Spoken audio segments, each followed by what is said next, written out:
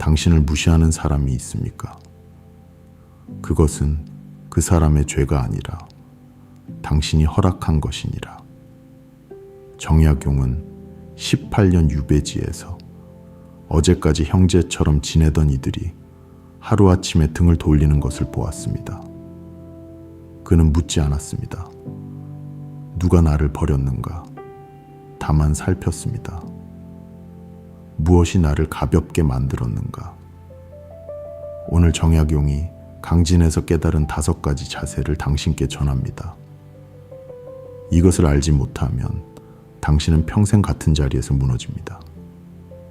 첫째, 어째서 잘해줄수록 가벼움을 받는가? 친밀하면 사람은 가벼움을 받느니라. 은혜는 자주 닿을수록 당연한 것이 되느니라. 이 한마디가 정약용이 강진 18년 유배 첫 해에 가장 무겁게 깨달은 진실이었습니다. 1801년 신유박해 39살 정약용은 하루아침에 모든 것을 잃고 강진으로 쫓겨났습니다. 한양에 있을 때 그의 집 마당은 늘 사람으로 가득했습니다. 형제처럼 지내던 벗들, 그의 학식을 흠모하던 후학들, 작은 어려움에도 정약용을 찾아와 도움을 받던 이웃들. 그러나 정약용이 죄인의 몸으로 강진에 도착했을 때 그 많던 이들 가운데 단 한 사람도 안부를 묻지 않았습니다. 정약용은 처음에는 분노했습니다. 어째서 내가 그토록 베풀었던 자들이 한마디 위로조차 보내지 않는가? 그러나 며칠 밤을 홀로 보내며 그는 곧 깨달았습니다. 분노할 일이 아니었습니다. 자기 자신에게 물어야 할 일이었습니다. 내가 저들에게 너무 쉽게 닿아 있었구나. 너무 가볍게 베풀었구나. 그래서 저들은 내 은혜를 당연한 것으로 여겼고 내가 사라져도 잃을 것이 없다고 여긴 것이구나. 당신의 일상도 다르지 않습니다. 처음 1년은 정말 고맙다고 머리를 숙이던 친구가 2년이 지나자 당신의 도움을 당연한 것으로 여깁니다. 한 번이라도 거절하면 사람이 변했다며 서운해합니다. 자식의 작은 안부 전화 한 통에 감격하던 어머니는 1년이 지나자 그 전화가 안 오면 화가 납니다. 매번 식사값을 먼저 내던 모임에서 어느 날 한 번 지갑을 꺼내지 않았더니 누군가 슬쩍 한마디 던집니다. 오늘은 왜 안 사느냐? 한 번도 사지 않은 자에게는 아무도 그런 말을 하지 않습니다. 늘 사주던 당신에게만 그런 말이 돌아옵니다. 이상하지요. 그러나 사람의 마음이 본래 그러합니다. 은혜는 물과 같아. 처음에는 단비로 받지만 매일 내리면 그저 평지의 흙으로 여겨집니다. 당신을 무시하는 사람이 있습니까? 그것은 그 사람의 죄가 아니라 당신이 허락한 것입니다. 당신이 너무 자주 닿았고 너무 가볍게 베풀었고 거절을 모르고 응했기 때문입니다. 정약용은 두 아들 하경과 하규에게 거듭 일렀습니다. 임금에게 총애받는 사람이 아니라 존경받는 사람이 되어라. 총애와 존경은 한 글자 차이가 아닙니다. 총애는 쉽게 얻어 쉽게 변하나 존경은 무게로 얻어 변하지 않습니다. 친절은 매일 흘러도 사람을 가볍게 만들지만 존경은 한 번 새겨지면 평생 흔들리지 않습니다. 당신이 평생 베풀어 얻은 것이 친절이었다면 그것이 무시로 돌아오는 것은 당연한 일입니다. 정약용이 강진의 그 외로운 첫밤에 깨달은 것은 바로 이 한 가지였습니다. 사람의 가벼움을 만든 것은 결국 자기 자신이라는 것. 그렇다면 어떻게 해야 할까요? 어떻게 하면 누구도 당신을 함부로 대하지 못하게 만들 수 있을까요? 정약용이 강진 18년에서 깨달은 5가지 자세. 그 첫 번째는 모든 자세의 뿌리가 되는 한 가지입니다. 첫 번째 자세, 천하에 잃기 쉬운 것이 나이니 나부터 지키라. 정약용은 수호제기에 이렇게 적었습니다. 천하 만물 중 굳이 지킬 것은 없으나 오직 나만은 지켜야 하느니라. 천하 만물은 잃어도 다시 얻을 수 있으나 나는 가장 잃기 쉬우니라. 이 글이 지어진 배경은 1801년 장기유배 첫 밤이었습니다. 정약용은 한양에서 모든 것을 잃고 경상도 장기연의 낯선 거처에 홀로 앉아 있었습니다. 어제까지 임금의 신하였던 자가 죄인이 되어 있었고 형제처럼 지내던 이들의 발걸음은 끊겨 있었습니다. 그 밤 정약용은 큰형 정약현이 자기 집에 붙인 당호 수호제, 나를 지키는 집이라는 이름을 떠올렸습니다. 처음에 정약용은 그 이름을 비웃었습니다. 나는 나와 한순간도 떨어진 적이 없는데 무엇을 지킨다는 말인가. 그러나 모든 것을 잃고 홀로 남은 그 밤 그는 깨달았습니다. 천하에서 가장 쉽게 흘려보내는 것이 바로 나 자신이었습니다. 벼슬을 얻으면 벼슬을 따라가고 사람을 만나면 그 사람의 비위를 따라가고 칭찬을 들으면 그 칭찬을 따라가다가 어느새 나는 어디에도 없었습니다. 당신 곁에도 이런 분들이 계실 것입니다. 자식의 비위를 맞추다 어느 날 자기 주관을 잃어버린 어머니, 자식이 싫어할까봐 하고 싶은 말을 삼키고 자식의 의견에 매번 고개를 끄덕이다 정작 자기 마음이 어느 자리에 있는지조차 모르게 된 분입니다. 또 모임에 나가서 그래도 좋다, 다 좋다만 반복하다 끝내 자기 의견을 잃어버린 분이 있습니다.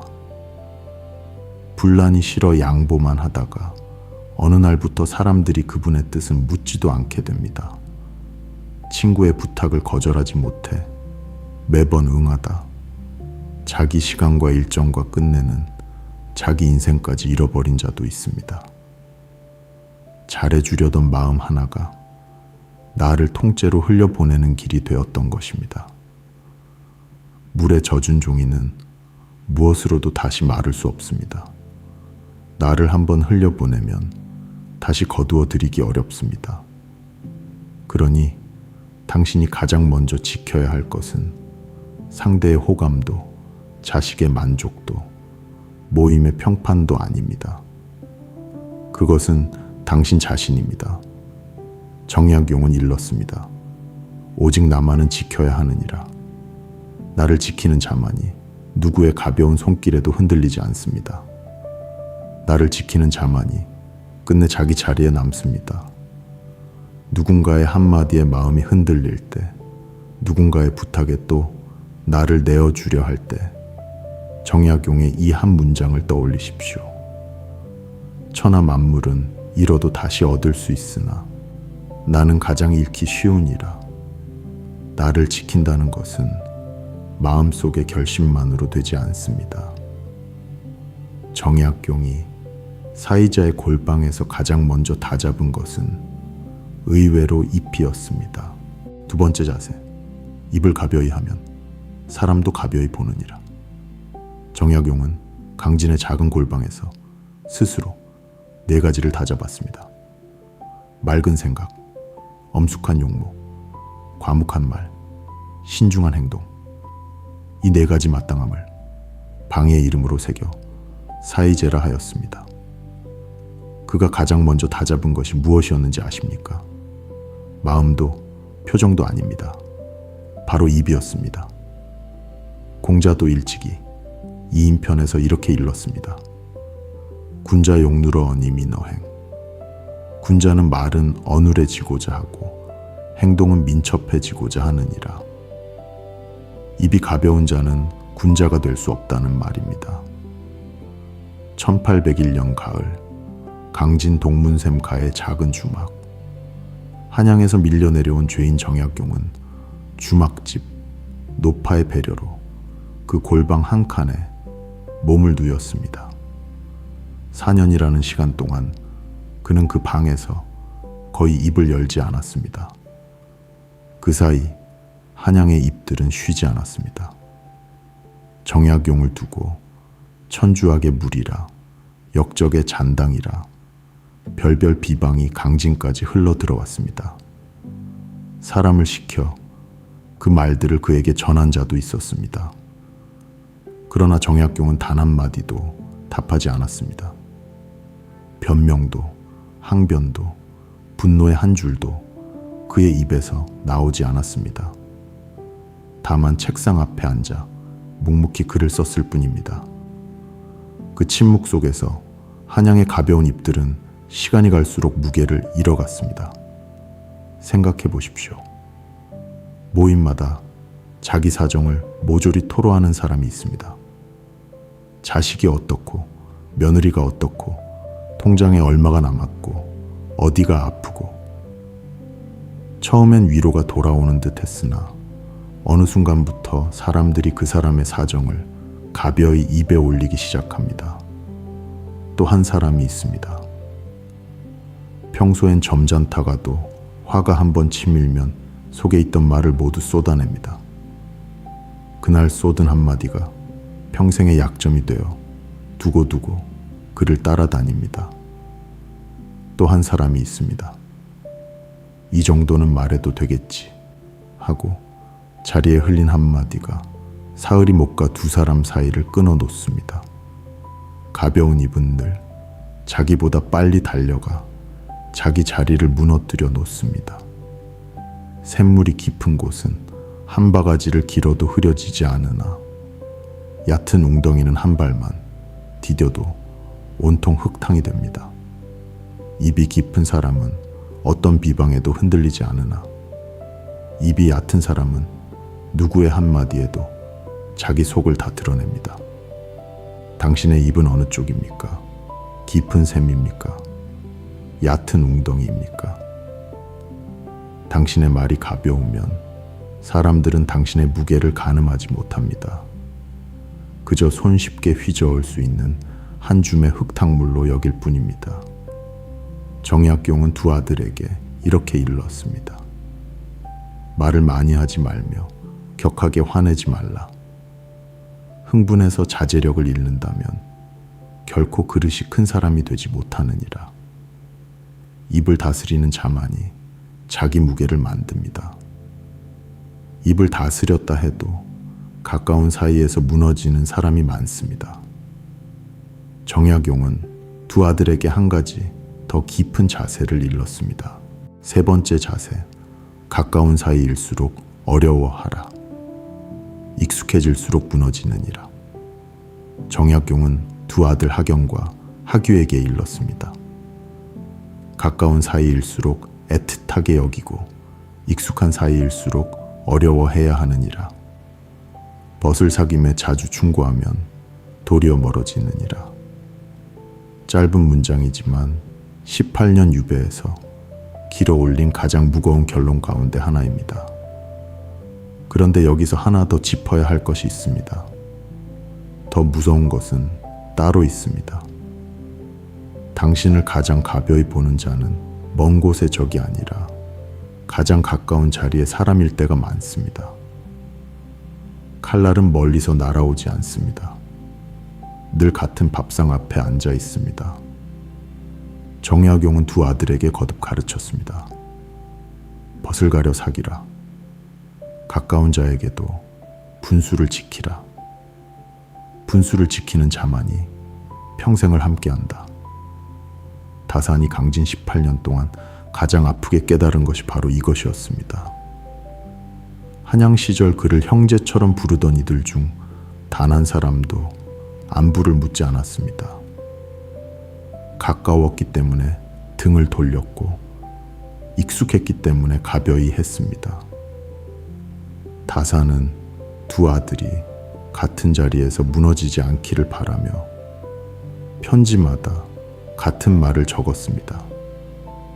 당신의 일상을 보십시오. 자식이라 해서 모든 것을 다 들어주다. 어느 날 자식이 무리한 요구를 당연한 권리로 들이미는 어머니가 있습니다. 형제라고 매번 돈을 빌려주다 빚이 쌓이고 사이가 끊어진 사람이 있습니다. 친한 사이라며 약속을 자꾸 미루는 친구, 늦게 도착하고 미안하다는 말도 점점 가벼워지는 친구가 있습니다. 처음엔 괜찮다고 했던 한마디가 어느새 누구나 함부로 디뎌도 되는 평지의 흙처럼 여겨지고 있습니다. 가까운 사이일수록 그 발자국은 더 깊이 박힙니다. 멀리 있는 사람은 함부로 그 흙을 디디지 못합니다. 가까운 사이에 선을 긋는 게 차갑게 느껴지는 분도 계실 겁니다. 좀 더 기다리면 달라지지 않을까, 한 번만 더 참으면 되지 않을까 하는 마음이 드는 것도 이해합니다. 그러나 두 그루 나무가 너무 가까이 심기면 서로의 뿌리가 엉켜 둘 다 시들지만 적당한 거리를 두면 둘 다 푸르게 자랍니다. 사람의 사이도 그러합니다. 거리를 두는 것은 사랑이 식어서가 아니라 그 사랑을 오래 살리기 위함입니다. 당신을 가장 가벼이 보는 자는 먼 곳의 적이 아니라 가장 가까운 자리의 사람일 때가 많습니다. 그러므로 가까울수록 더 어려워하십시오. 익숙하다 하여 함부로 닿지 마시고 핏줄이라 하여 분수를 잊지 마십시오. 정약용은 일렀습니다. 가까운 사이일수록 어려워하라. 분수를 지키는 자만이 평생을 함께한다. 선을 긋는 자만이 무게를 지킵니다. 그러나 선을 그었다 해도 누군가의 비방과 비웃음 앞에서 흔들리는 사람이 많습니다. 네 번째 자세는 정약용이 강진 18년 동안 비방의 한복판에서도 끝내 흔들리지 않았던 그 한 가지 마음가짐입니다. 부디 끝까지 들어주십시오. 네 번째 자세, 떳떳하면 굽히지 말라. 비온 뒤 바람과 달처럼 선을 그었다 해도 비방하는 자는 반드시 따라옵니다. 등 뒤에서 수군대는 입, 모임에서 쏘아보는 눈빛, 한마디 비웃음, 이런 것들 앞에서 무너지는 분이 많습니다. 정약용은 두 아들 하경과 하규에게 보낸 편지에서 평생을 관통하는 한 구절을 적어 보냈습니다. 그것이 광풍제월입니다. 사나이의 마음가짐이란 비온 뒤 맑게 뜨는 바람과 달과 같이 털끝만큼도 가린 곳이 없어야 하느니라. 비가 그친 뒤에 바람과 달, 그것이 사람의 마음이 머물러야 할 자리라 했습니다. 가린 곳이 없으니 부끄러울 일이 없고 부끄러울 일이 없으니 누가 무엇을 말해도 흔들리지 않습니다. 정약용은 강진 18년 동안 비방의 한복판에 서 있던 사람이었습니다. 한양의 입들은 그를 역적의 형제라 욕했고 지방의 입들은 유배 죄인이라 손가락질했습니다. 모함하는 글이 끊이지 않았고 등 돌린 옛벗들은 한 사람도 안부를 묻지 않았습니다. 그러나 정약용은 일일이 답하지 않았습니다. 한마디도 받아치지 않았습니다. 다만 두 아들에게 편지를 보내 광풍제월 네 글자를 적어 보낼 뿐이었습니다. 마음에 가린 곳이 없으면 비방은 바람처럼 지나간다 하였습니다. 당신의 일상도 다르지 않습니다. 누군가의 한마디 비웃음에 며칠을 잠 못 이루는 분이 계십니다. SNS 댓글 한 줄에 마음이 쪼그라드는 분이 계십니다. 모임에서 한 사람이 쏘아보는 눈빛의 자리를 떠나야 할지 망설이는 어머니가 계십니다. 명절날 며느리의 짧은 답변 한마디에 밤새 천장을 보는 분도 계십니다. 그렇게 흔들리는 까닭이 무엇입니까? 상대의 말이 무거워서가 아닙니다. 내 안이 가벼워서입니다. 떳떳하지 못한 한 줌이 마음에 남아있을 때 바람 같은 한마디에도 마음 전체가 휘청이는 것입니다. 바람이 흔들 수 있는 것은 표면의 물결뿐입니다. 깊은 물속은 미동조차 하지 않습니다. 떳떳한 사람의 마음이 그러합니다. 표면에서의 한 줄 비웃음이 잔물결을 일으킬 수도 있겠지요. 그러나 그 아래, 자기가 옳다고 믿는 자리, 부끄러울 일이 없는 그 자리에는 어떤 바람도 닿지 못합니다. 비방하는 입은 결국 표면을 흔들다 지칩니다. 깊은 물은 처음 자리 그대로 남아 있습니다. 당신이 떳떳하다면 누가 무엇을 말하든 그것은 바람일 뿐입니다. 정약용은 일렀습니다.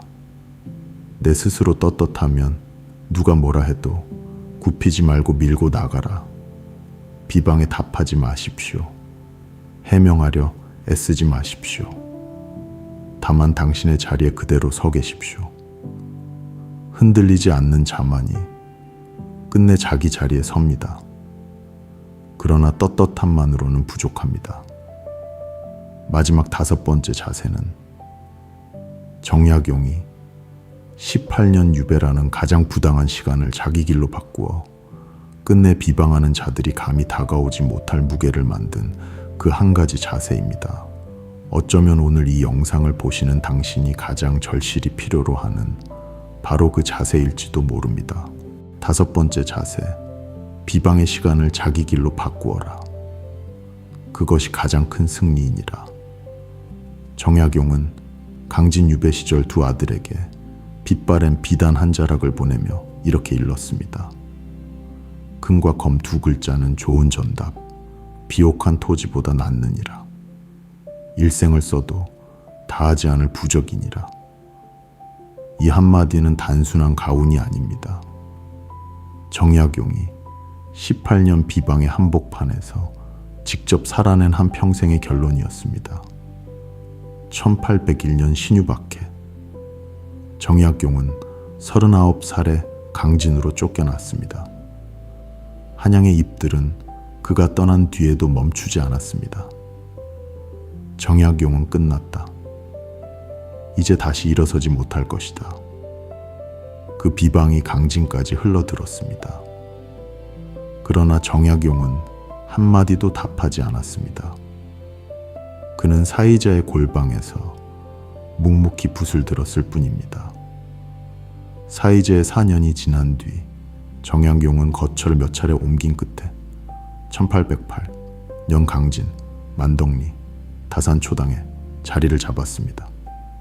그곳에서 다시 10여 년 비방하던 자들이 한양에서 술잔을 기울이는 동안 정약용은 산자락 작은 초당에서 18명의 제자를 길러냈습니다.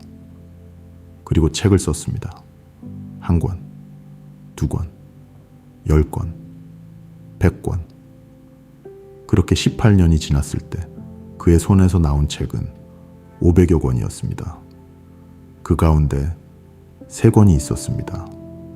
목민심서, 경세유표, 흠음신서. 조선 500년이 낳은 가장 무거운 3권의 책이 그 18년의 침묵에서 나왔습니다. 비방하던 한양의 입들은 어찌 되었습니까? 그들의 이름은 오늘 누구도 기억하지 않습니다.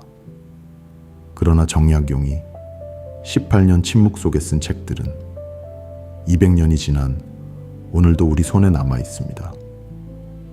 그 18년의 한가운데 1810년 어느 날이었습니다. 강진으로 보따리 하나가 도착했습니다. 부인 홍씨가 시집올 때 입었던 다홍치마였습니다. 세월의 빛발에 노을빛 갈색이 된 그 치마. 정약용은 그 치마를 손에 들고 한참을 말없이 앉아 있었습니다. 그리고 가위를 들어 그 치마를 잘랐습니다. 작은 책자로 만들어 두 아들에게 가훈을 적어보냈습니다. 벼슬 없는 아비가 너희에게 좋은 전답을 물려줄 수 없으니 2글자 신령한 부적을 남긴다. 금과 검이다. 이것이 하피첩입니다. 비방받던 18년의 한복판에서 정약용은 분노를 답장으로 쓰지 않았습니다. 빛바랜 안에 치매 가훈을 적었습니다. 그것이 그의 응답이었습니다. 당신 곁에도 비방하는 자가 있을 것입니다. 한마디 답하고 싶은 충동이 일 것입니다. 그러나 정약용은 일렀습니다. 그 시간을 답에 쓰지 말고 자기 길에 쓰라. 비방하는 동료에게 답하느라 1년을 허비한 사람이 있습니다. 그 옆에는 한마디도 받아치지 않고 묵묵히 자기 일에 매진해 끝내 인정받은 자가 있습니다. 자식의 무례한 한마디에 분노로 며칠을 보낸 어머니가 있습니다. 그 옆에는 그 시간을 자기 공부에 쓴 어머니가 있습니다. 한 사람은 시들었고 한 사람은 깊어졌습니다. 모임의 험담을 받아치며 같이 더러워진 자가 있습니다. 그 옆에는 그 시간으로 자기 길을 묵묵히 닦은 자가 있습니다. 한 사람은 잊혔고 한 사람은 우뚝 섰습니다. 비방은 흙먼지요. 자기 길은 묵묵한 흙입니다. 흙먼지에 답하면 같이 더러워지고 묵묵한 흙은 결국 산이 됩니다. 정약용이 18년 동안 쌓은 것이 바로 그 산입니다. 당신을 비방하는 자에게 답하지 마십시오. 그 시간을 당신의 길에 쓰십시오. 정약용은 18년 비방의 시간으로 500여 권을 남겼습니다. 누구도 그를 가벼이 보지 못합니다. 그가 침묵으로 답하지 않았기 때문이 아니라 그 시간을 자기 길로 바꾸었기 때문입니다. 정약용은 일렀습니다. 금과 검 두 글자는 좋은 전답보다 낫느니라. 일생을 써도 다하지 않을 부적이니라. 비방의 시간을 자기 길로 바꾸는 자만이 끝내 누구도 가벼이 보지 못하는 무게를 갖습니다. 이것이 5번째 자세이며 가장 큰 승리입니다. 5가지 자세를 모두 살펴보았습니다. 정약용이 18년 강진 유배에서 우리에게 남긴 5가지. 그 의미를 마지막으로 한 번 더 새겨봅니다. 1818년 가을, 정약용은 18년 만에 강진을 떠납니다. 마흔에 끌려갔던 사내가 쉬녀덜비 되어 고향 마연으로 돌아옵니다. 한 시절 그를 비방하고 모함하던 자들의 이름은 이제 누구도 기억하지 않습니다. 그러나 그가 18년 침묵 속에 한자 눌러 쓴 책들은 200년이 지난 오늘 당신과 저의 손에 남아 있습니다. 목민심서, 경세유표, 흠음신서, 조선 500년이 낳은 가장 무거운 3권의 책이 그 시간을 견뎠습니다. 그는 비방에 답하지 않고 자기 자리를 지켰을 뿐입니다. 그러나 끝내 누구도 그를 가벼이 보지 못합니다.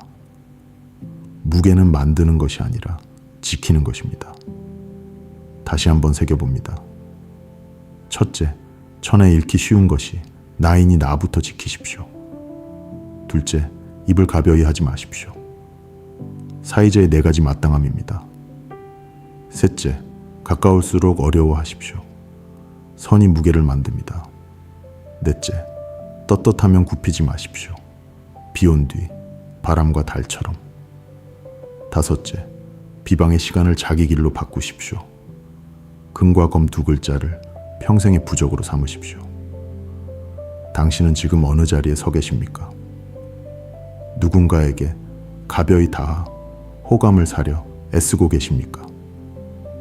아니면 정약용처럼 묵묵히 자기 무게를 만들고 계십니까?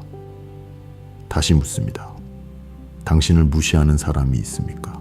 그것은 그 사람의 죄가 아니라 당신이 허락한 것이니라. 오늘부터 5가지 자세 중 단 하나라도 시작하십시오. 그날부터 당신을 가벼이 볼 수 있는 사람은 사라집니다. 5 자세 중 가장 와닿은 한 가지는 무엇입니까? 댓글로 남겨주십시오. 당신의 한 줄이 오늘 같은 자리에서 흔들리고 계신 다른 분의 시작이 됩니다.